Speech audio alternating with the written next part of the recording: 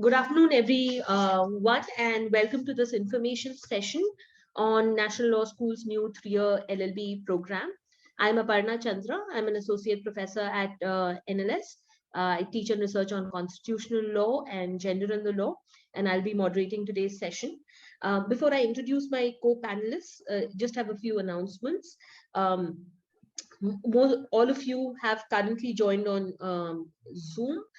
There is also a YouTube live streaming that's happening. And once we reach 1,000 participants, we'll move over to the YouTube live streaming for the remaining participants.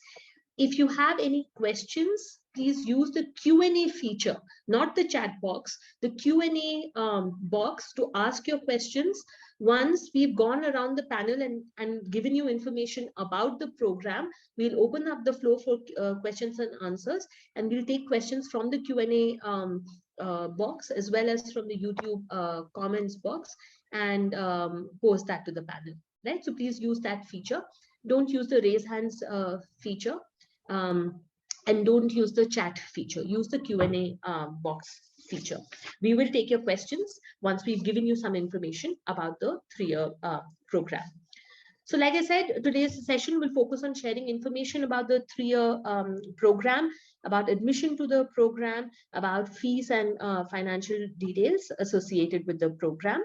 The speakers are, and I'm just going from left to right on my screen, Professor Arun Thiruvengadam, who teaches constitutional law and administrative law at NLS, Professor Mrinal Satish, who teaches criminal law at NLS, Professor Atrey Majumdar, who teaches sociology and courses at the intersection of law and society at NLS, and Professor Ashok Patil, who teaches tort law and consumer protection law at NLS.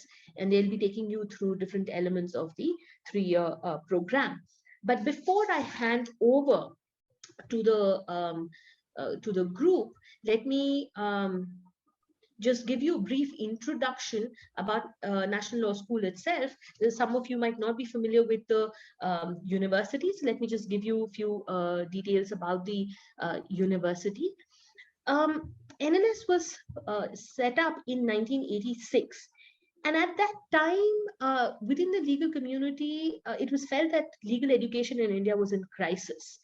It was felt that legal education was not being, law was not being able to attract the best and brightest students, that the teaching of law was very stultified and not very rigorous. And as a result, law schools were not producing very good lawyers, and that was, of course, having knock-on effects on the bar, the judiciary, and generally the country as a whole. So it is in this light, there was a need felt within the legal community to bring about some transformation, and NLS was that attempt to transform legal education. It was seen at that time as a bold experiment in legal education. And what it did was, instead of having law as a postgraduate degree, which is what it was till NLS came into the picture, law was now conceived of as an undergraduate degree at NLS. So you went straight from school, from +2 into the study of law as a 5-year integrated degree, which offered both a BA as well as an LLB honors degree. So the NLS 5-year program then offers courses in history, in economics, in political science, in sociology, in addition to law courses, and it was conceived of as an interdisciplinary integrated degree.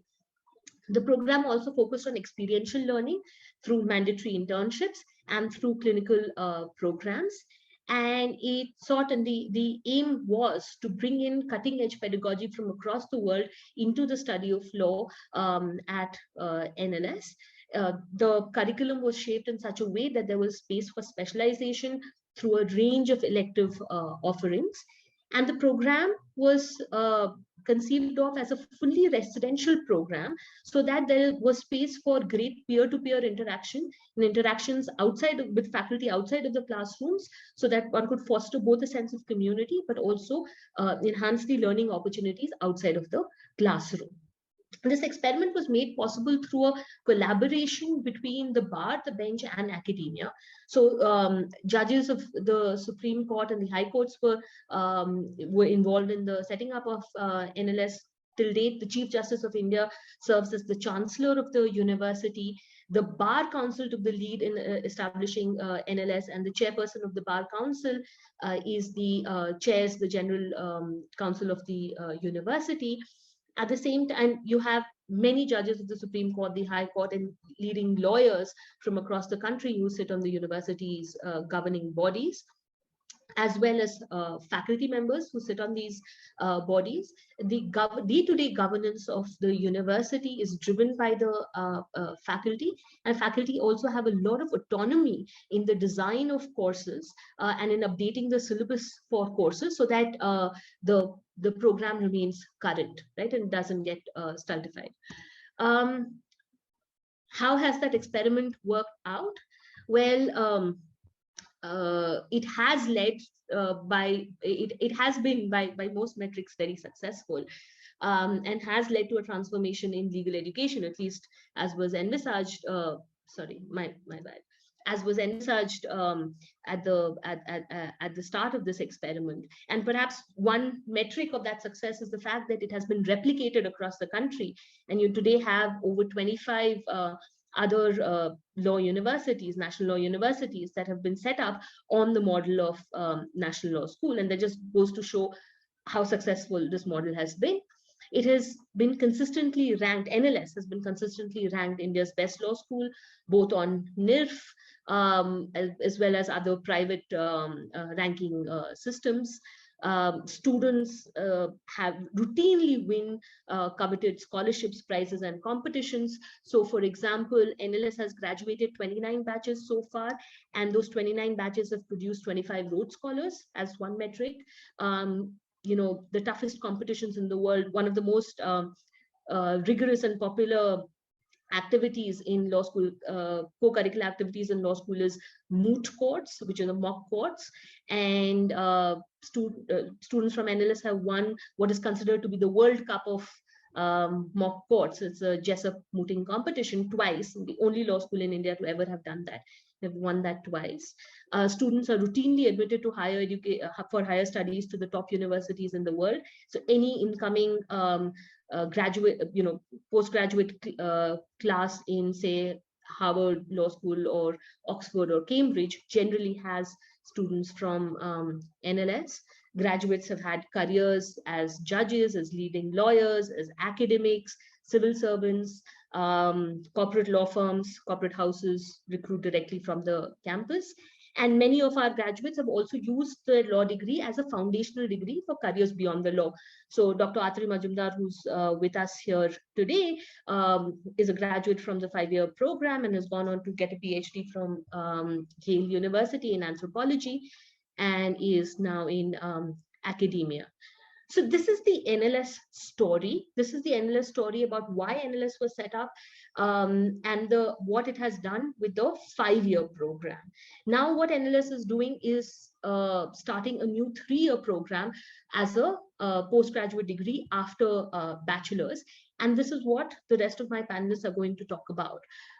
So I'll hand over first to Professor Mrinal Satish, who will take you through the highlights of the 3-year program. Mrinal, over to you. Yeah, thank you, Aparna. And it's great to have so many of you listening in and participating in this webinar. And we're grateful that so many of you are interested and have taken time today on a Friday evening to join us for this webinar.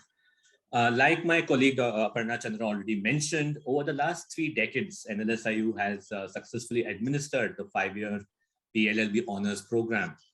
Now, this successful experiment in legal education has led to the 5-year integrated degree program becoming popular, and law being considered as a quote-unquote first choice career option for students graduating from school. So as the top law university in the country, NLSIU recognizes that there's a large pool of highly qualified individuals who want to study and practice law, who had not opted for the integrated program for a variety of reasons when they were getting out of school. The 3-year LL.B. honors program is is targeted at these individuals who have graduate and postgraduate degrees in their chosen disciplines and may have work experience as well.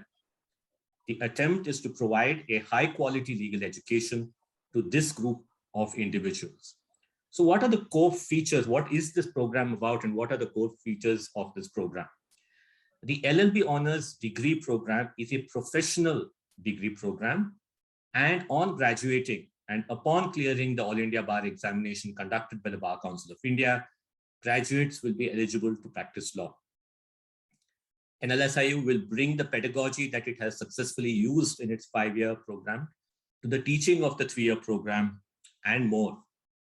So the 3-year program is designed to provide a good mixture of legal doctrine and experiential learning.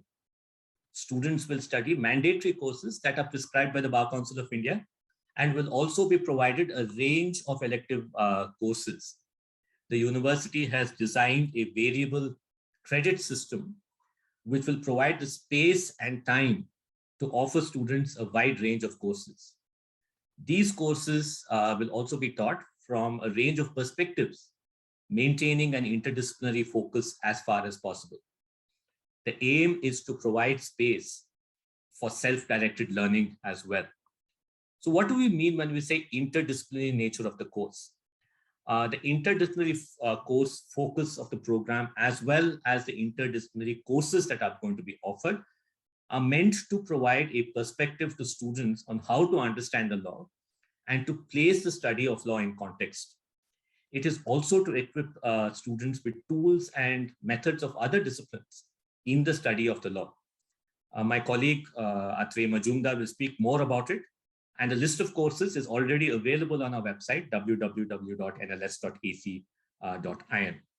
So in terms of the pedagogy of the program, we will be using a questioning and interactive pedagogy.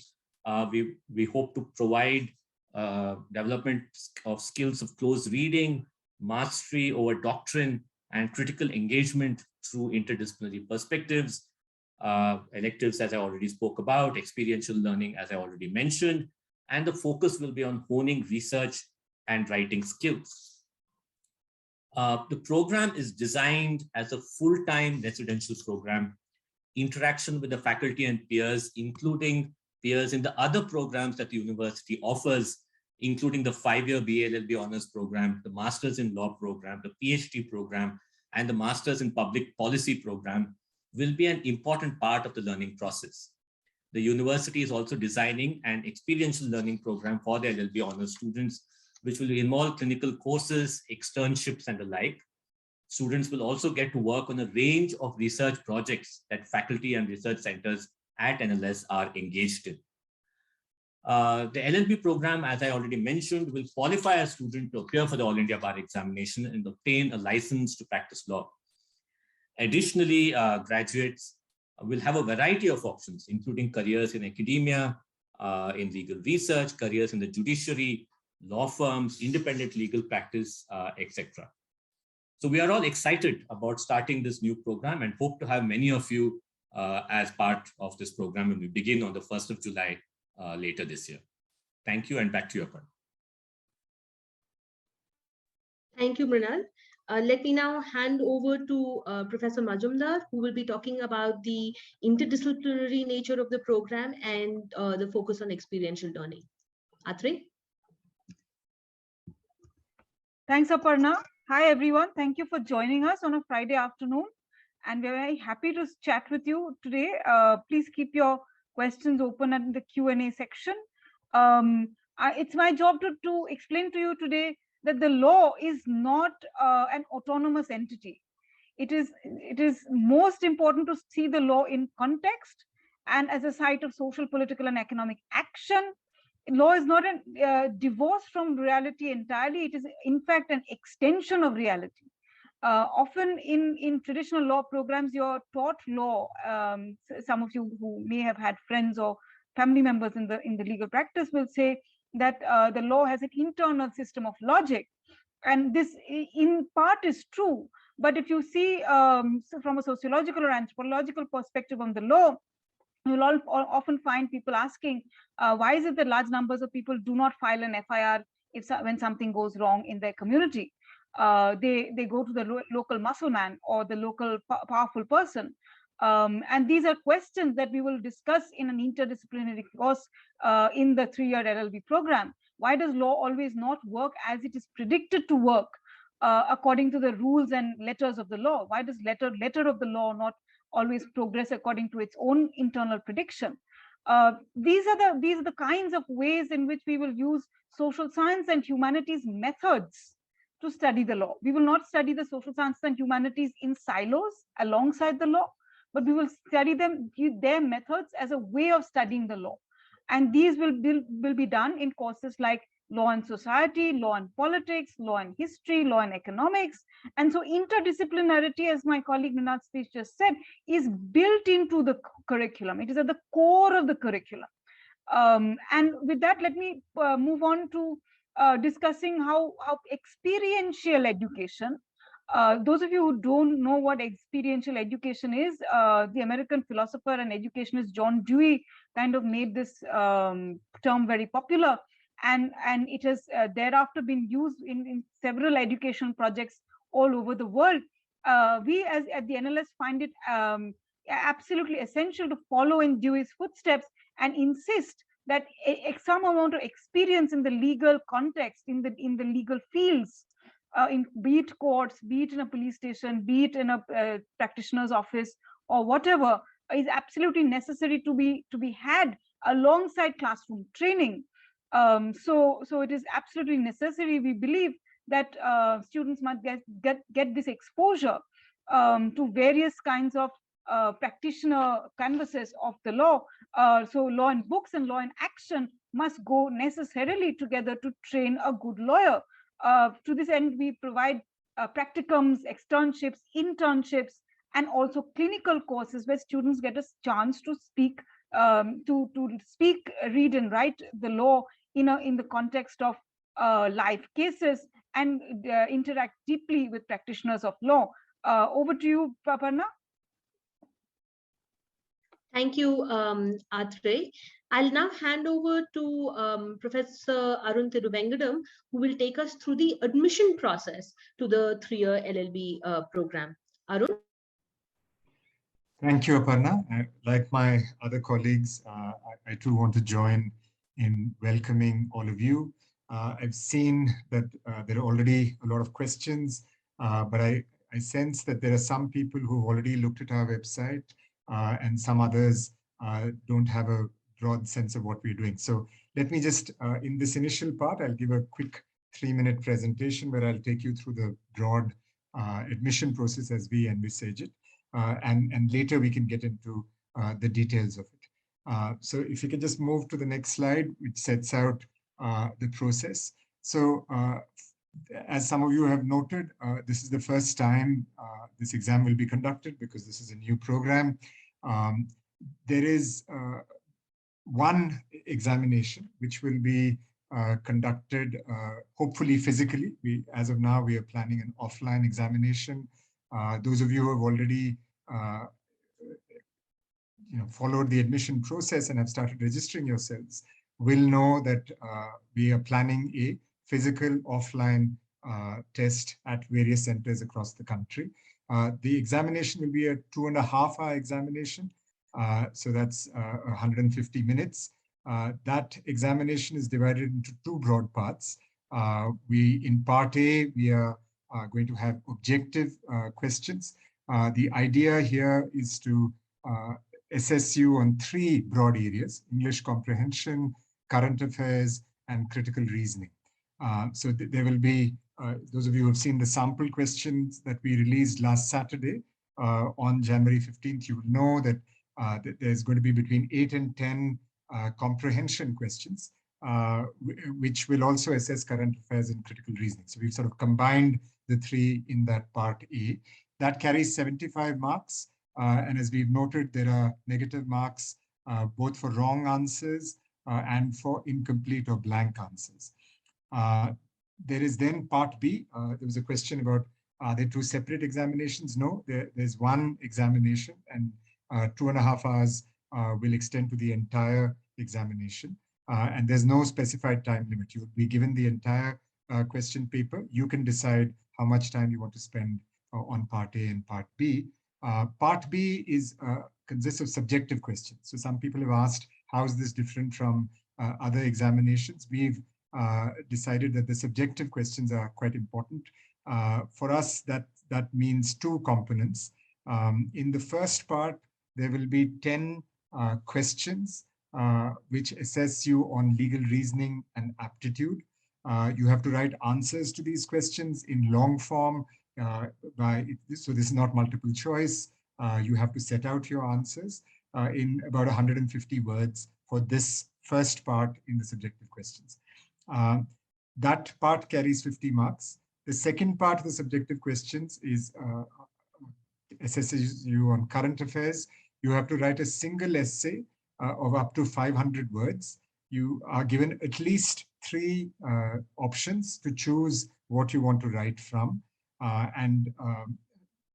You will be assessed for 15 marks on that. So that's the physical examination. There is also an interview which will be conducted, again, hopefully physically at the NLS campus. So people also have an option to see the campus for themselves. If you go to the next slide, it just sets out the timeline of our examination and interview process. So the admission notification was released in December 2021. We released the admission forms earlier this month, and the admissions are now formally open. The last date to apply is March 26th, later this year, and the date of the examination is April 24th. We've stipulated the time. This will be at 2 p.m. And if you entered the admissions process already, you know that you have options across the country. So once the examination is conducted on April 24th, we will immediately begin our evaluation process, and we will issue calls for interviews in May, and we hope to complete it. We plan to complete it by the end of May, so that the results of the interviews and the examinations are announced together in the first week of June. And we plan, as of now, to commence classes on July 1st, 2022. All this, of course, is subject to COVID necessities, but we are hopeful that we'll be able to stick to our plan. We provided information about this on our website, and Runal had earlier indicated to you the general URL. There's a specific page for the 3-year LLB course. We've also kept FAQs there. Those will be constantly updated. Some of you have asked questions about the sample questions. So last Saturday, we released one sample from each component, each part of the examination paper. So you have a sense of that. And in response to other questions, yes, we do plan to release other sample questions. Please watch the website. We will continue to let you know in advance when those dates are. These sample questions will also, and further details about the remaining process will also be announced on the 3-year admission webpage. I think I'll stop here. We'll take questions about the examination once we open up the Q&A. Thank you, and over to you, Aparna. Thank you, Arun. May I now call upon Professor Ashok Patil to talk about the eligibility requirements for the admissions process, the intake and reservations, as well as fees and financial aids. I see many people have questions about fees and financial aids. So over to you, Ashok. Thank you, Aparna. Kindly go for next slide. Yeah. So eligibility for bachelor's degree in any discipline from recognized national and foreign university, and aggregate marks or during the degree course that at least 45% for students in the general category, 40% in the SC/ST category. Then students who have appeared for the final year bachelor degree, they can also apply for this, but again, subject to condition, whatever eligibility criteria are there. Next slide. About intake and reservation, this academic year, we are taking 60 students for this course, and reservation matrix, SC 15%, ST 7.5%, OBC 27%, EWS 10%, and also the 5% of the total intake shall be reserved horizontally for persons with disability. 30% of the total intake shall be reserved horizontally for women. 25% of the total intake shall be reserved horizontally, again compartmentalized for Karnataka students. So this is the reservation matrix for this course. Next, please.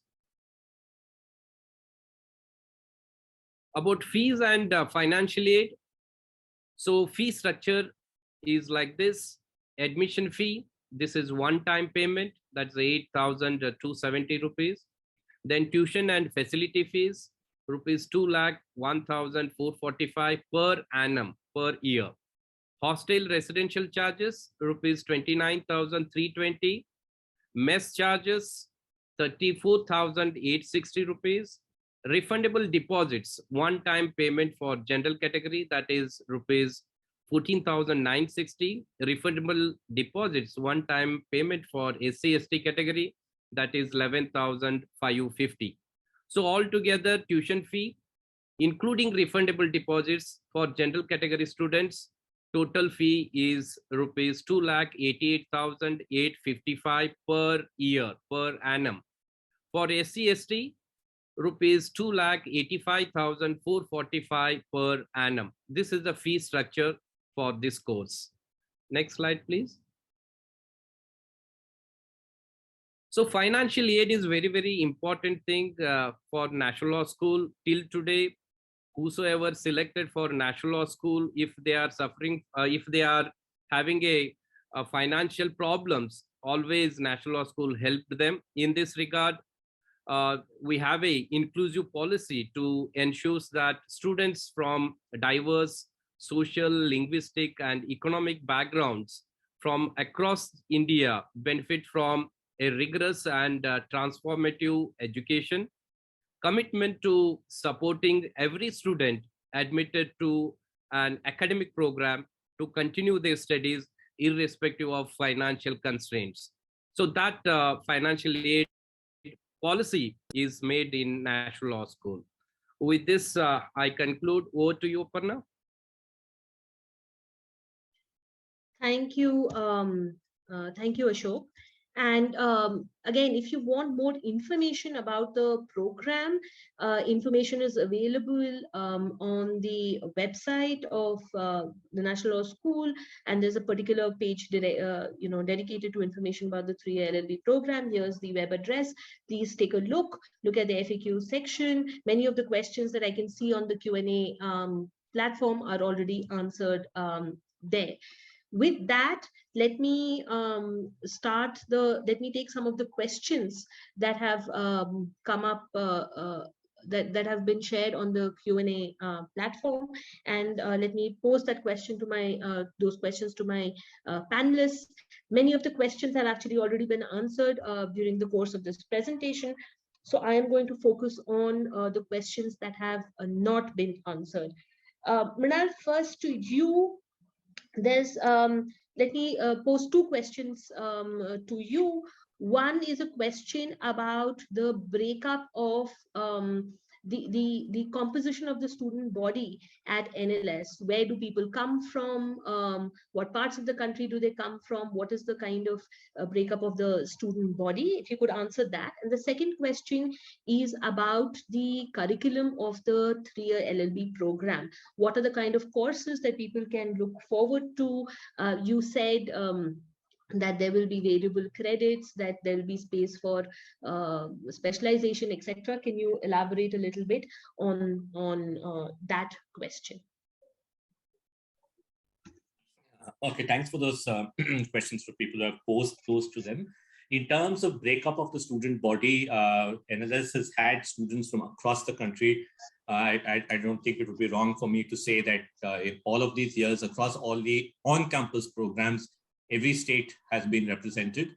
The diversity of the student body, it's been a diverse student body, and that's the great thing about the institution, that you got people from across the country and across, and not only from the big cities, not only from Delhi, Bombay, Bangalore, Calcutta, for instance, but from across the cities across the country.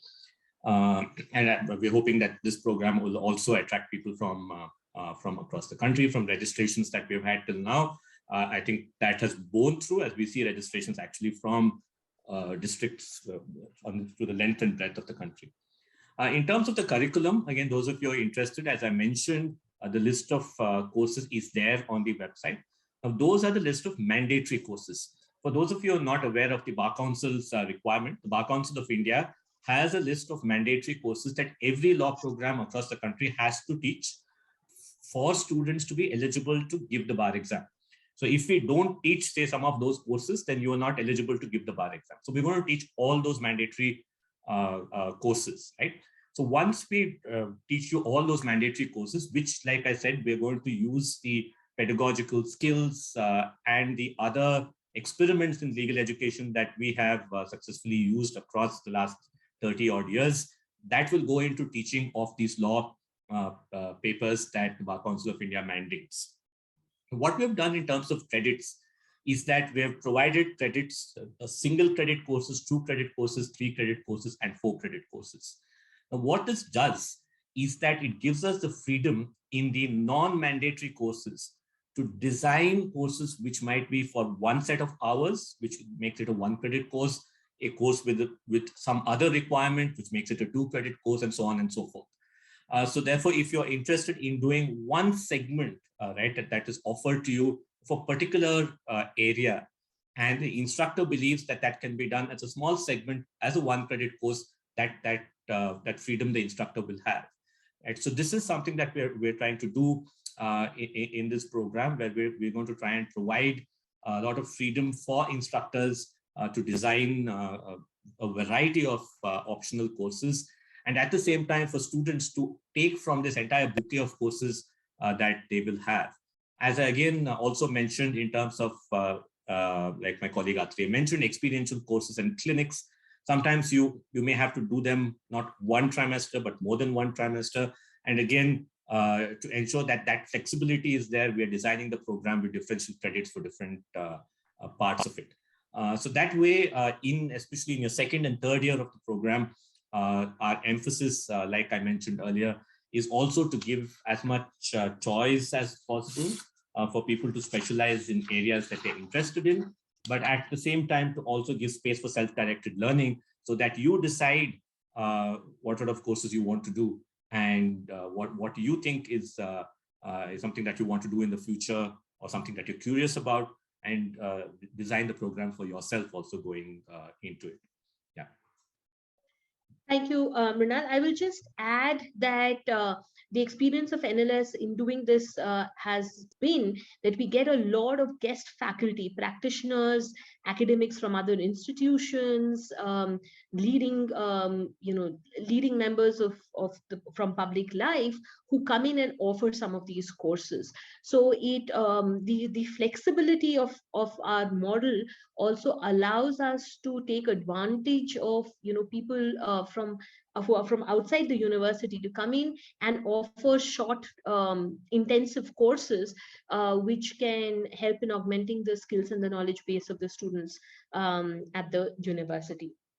Atri, if I may direct the next question to you, some of the participants wanted to know, will this program be geared only towards people who are interested in corporate law, or would it also make sense for people who are geared towards litigation? And more broadly, what is the what is the expectation of the careers that might be open to students of this program, graduates of this program? In particular, will civil services be an option?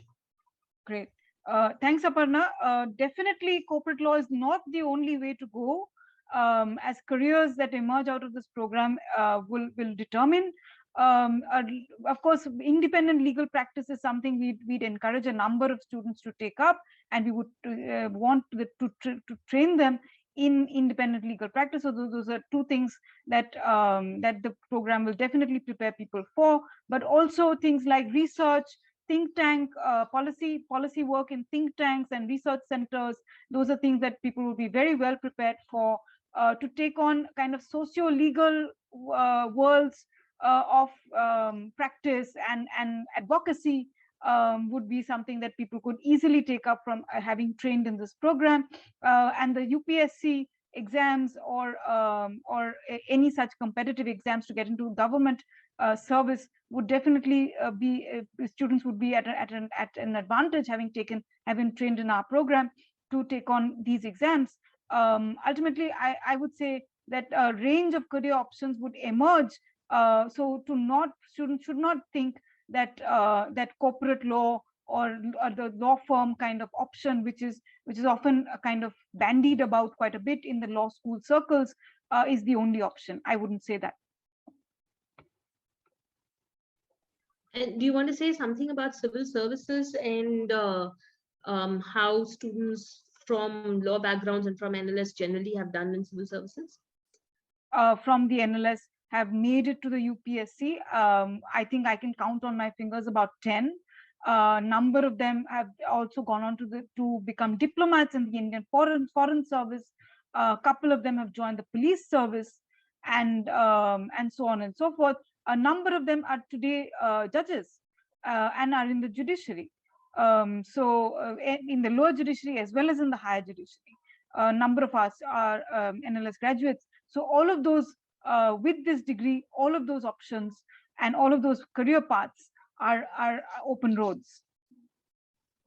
And many of the graduates from NLS, but from law programs across, both the 3-year and the 5-year programs across the country, end up sitting for civil services and they take law as their paper.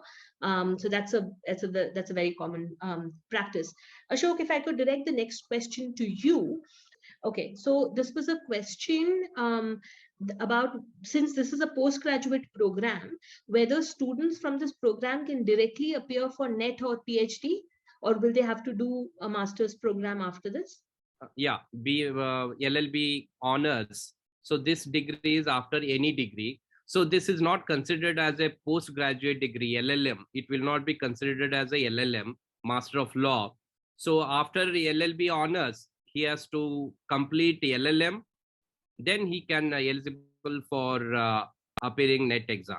Right. So for the NET or for the PhD, one would have to do an additional master's degree on top of the LLB. But for general practice of law, you don't need any degree beyond this, right? So this is a degree complete in and of itself.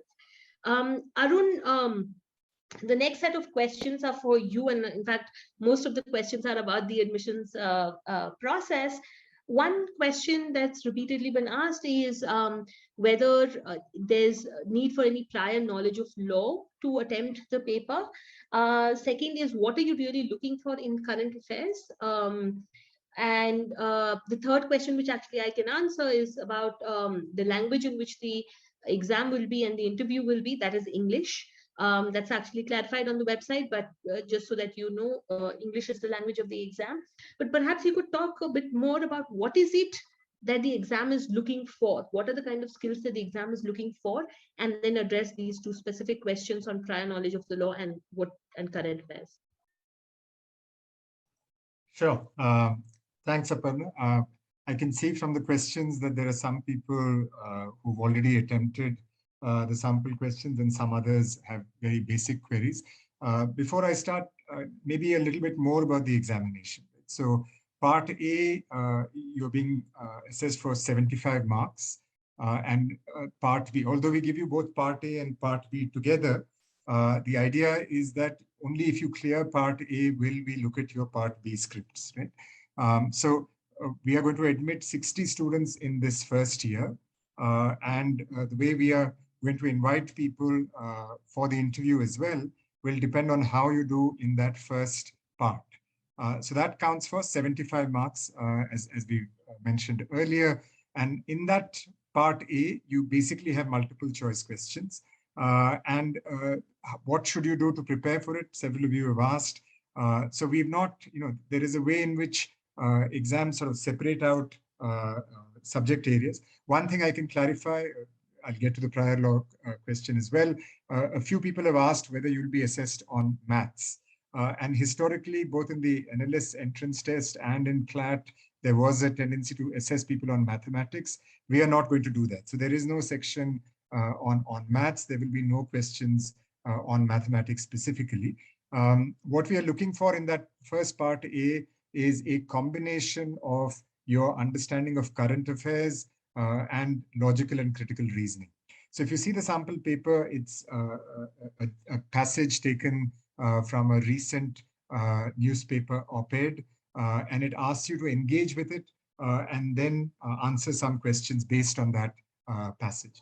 So partly the reason we don't ask for domain knowledge, whether it is in mathematics or in law, and we want to be very clear that we don't expect anybody to have had an exposure to law before you come to the entrance exam. So that means very often, if you look at previous year's question papers in CLAT or the National Law School entrance exams, there used to be questions on some basic law subjects, contracts, torts. You'd be given a principle, you'd be asked to apply it.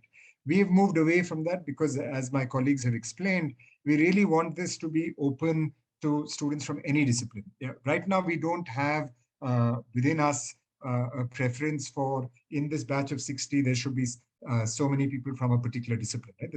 It is genuinely, as Atrey also mentioned, because we want the program to be interdisciplinary, we hope that we will get applicants from all streams, right? Social sciences, humanities.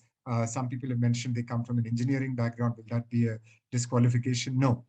So what you, to answer Aparna's question, how would you prepare for this? I suppose what we are looking for is students or candidates who are engaged with issues in the world. So the emphasis on current affairs is to look at the contemporary world, but some people have said, well, how far does current affairs extend?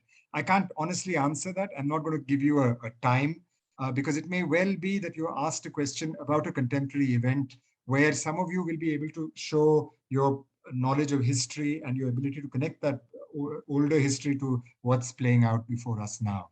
So if you're somebody who is fond of reading, and Aparna has already answered that, we are constrained by the fact that the assessment, the language of the examination is English. So it will test your understanding of English, your reading skills in English, your writing skills of English, your general articulateness in the language, your ability to reason. So this is where logical reasoning and critical reasoning is not just a function of having language skills, but being able to think in abstract terms and be able to answer questions, which are sometimes just pushing you to think beyond the obvious, right? So that's, once we get past part A, and a lot of questions are about part B. Part B is the subjective questions, right? So the 10 questions which assess your logical reasoning and your legal reasoning, again, don't require any prior knowledge of law, but they try and assess whether you have the aptitude for law. Are you able to make an argument and connect facts that are given to you to make a persuasive argument? For that, you don't necessarily need legal training. Any discipline that you engage in will train you in how to make a persuasive argument in that discipline. You just have to translate that to particular fact situations that are given to you. And I would say if you just be careful about how you're thinking and you're able to explain your thinking process and think about structure and connecting between facts, that's what you're being assessed in the first part of part A. Part B is your current affairs essay. We recognize again that we don't want to constrain your choices. So if you see the sample paper, you're given 3 broad topics. So in the sample questions that were released last Saturday, we took the topics of climate change, artificial intelligence and technology, and your assessment, your understanding of recent contemporary events in our legal and political landscape. Not so much legal. The question asks you about large-scale protests.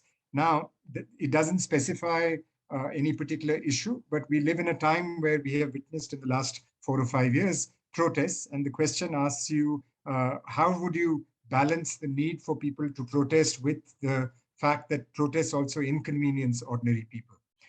So that could be a question on your understanding of contemporary politics or contemporary events more broadly.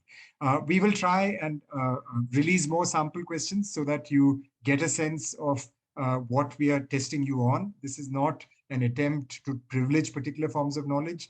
We want to be fair to or as many people who are taking this as possible. And we will release at least a couple of sample questions. There's also a proposal to try and release a full exam.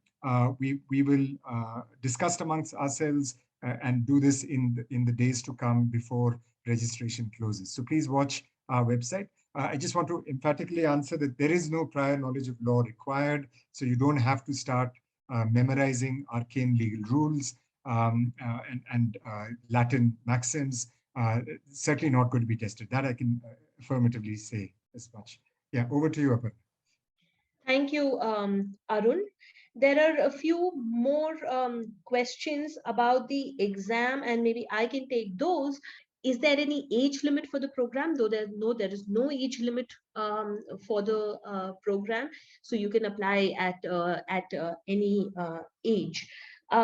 There's a question about persons about the exam time for persons with disability. So in line with government mandates, there will be 20 minutes for every hour of the exam provided to persons with disabilities who meet the benchmark disability criteria. And that means for a this is a 2.5 hour exam. That means there'll be 50 minutes of additional time to persons with disability who meet the benchmark disability criteria. Whether scribes are allowed, yes, you can bring your own scribe. Once you go and apply for the program, in the application form, you will be asked if you need a scribe, and if you put in the details there, you can and obviously upload your certificates.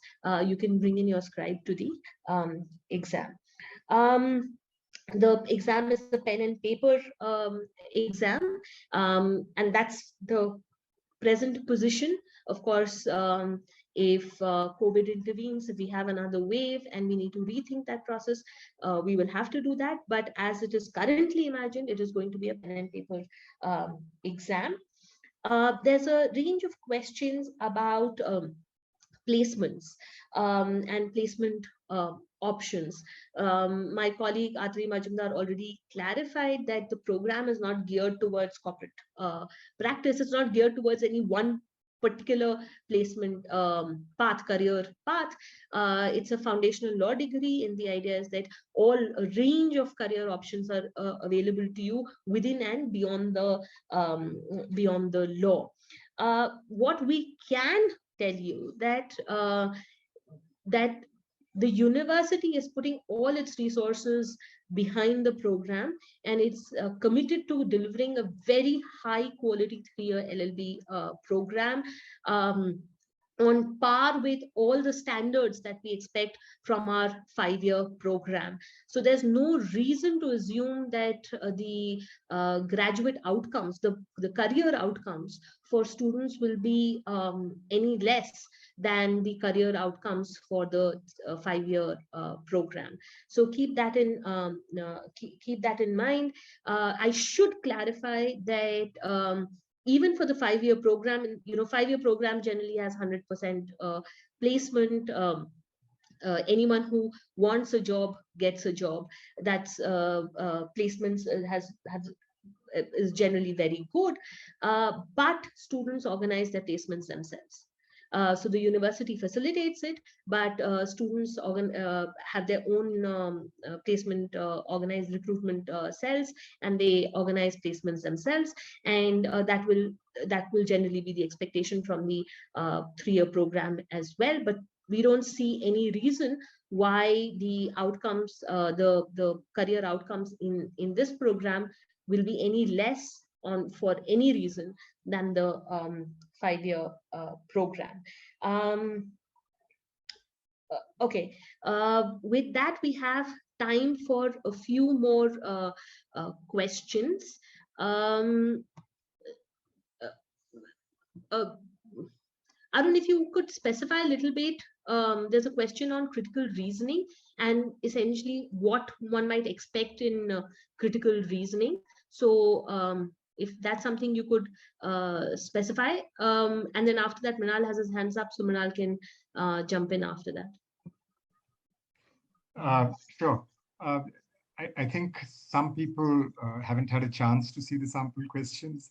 So critical reasoning is something that we seek to assess in both parts. I should also clarify that the way the examination will work is we will look at only, so there will be 60 students in the student intake in the batch. And you have to perform well in both part A and part B. There's also a question of time management in terms of how do you use your 2.5 hours. So doing part A is quite critical. That's where the multiple choice questions and your facility with them will be important. But we will look at only about 300 scripts to assess part B. So that's why the doing well in part A becomes important. The critical reasoning in both these parts is going to be a little different. In multiple choice questions, part A, you have what we call general comprehension questions or GC passages. So critical reasoning there consists of first reading carefully and making sure you comprehend the passage and what is being asked. I suppose we will also look at your ability to take a given proposition and then extend it to its logical conclusion. And some of that will be assessing whether you're able to do that and show some degree of abstract thinking as well. Critical thinking would also, I don't know if I can define it exclusively as separate from logical reasoning. Your ability in the second part, your ability to structure your argument will also show your ability to discern which argument to take, which argument or which facts to draw upon. I think I'm being a little vague, so I'll probably pause here and I'll invite my co-panelists to jump in if they have something specific to say on this. Yeah, so part A, as my colleague Arun has been mentioning, will consist of multiple choice questions. I'm just reading from here. Those of you who have not read it, please go through it. It shall be for a maximum of 75 marks. So only those candidates who qualify in part A of the test shall have their part B responses evaluated. And so that's important, that the performance in part A is qualifying for your papers of part B to be selected for evaluation. So candidates shall be selected in a ratio of 1:5 for evaluation of part B of the NLSIU. That is 5 candidates per seat will qualify for part B of the examination. The marks secured in part A shall not be carried over to the rest of the admissions process. So part A is a qualifying examination for part B and the interview. Part B shall consist of subjective questions which shall be for a maximum of 65 marks. A fresh merit list will be prepared based on performance in part B, and candidates will be selected in a ratio of 1:2.5 per seat for the interview. Aparna, can you scroll down a bit? Yeah, so the interview, as we said, will then be the next stage of the process, and the final rank list shall be prepared by consolidating marks secured in part B of the NLSIU, and the interview and offers of admissions shall be made accordingly. So this is how the admissions process will take place. Part A is qualifying. You have to be in the top 300, so 1:5 per category of admission for your paper to be evaluated in part B. Part B marks plus the interview marks will constitute the final rank list. And so the 60 will be taken from part B plus the interview. Yeah, so I just wanted to clarify that if people hadn't read this page.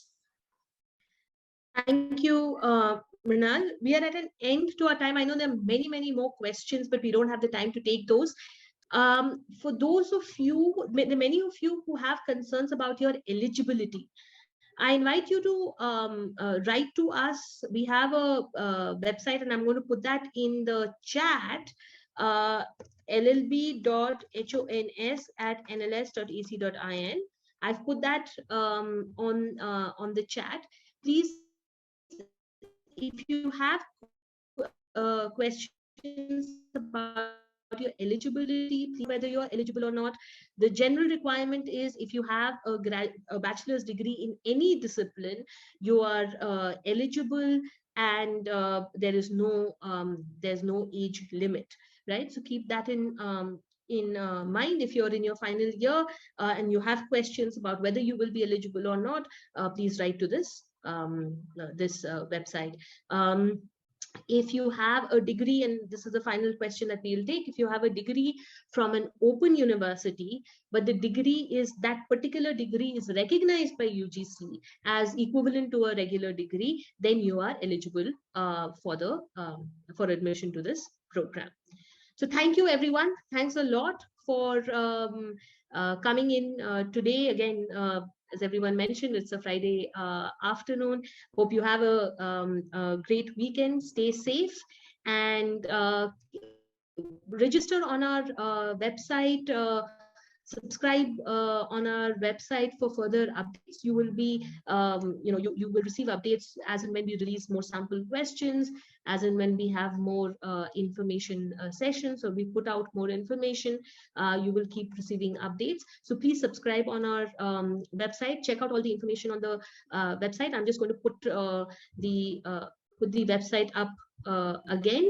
This is the website where you will you get all the information, and write to us if you have more queries. Thank you, and thank you to my co-panelists for your insightful comments today. Good evening, everyone. Stay safe. Bye-bye.